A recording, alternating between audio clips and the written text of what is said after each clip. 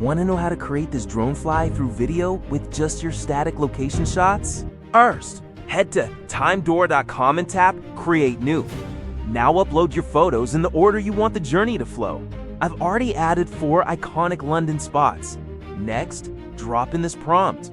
Create a cinematic drone fly-through video from location 1 to location 2. Boom. Repeat that for each location until you've mapped the whole route. For the final step, ask it to stitch all the clips together with upbeat music. Now hit generate. And this is where the magic happens. Timedora AI automatically builds the entire workflow for you. Video clips, transitions, everything. You can even tap into each note to see what's going on behind the scenes. Look at this. Timedora writes the prompts for you, selects the start and end images, and even chooses the video model.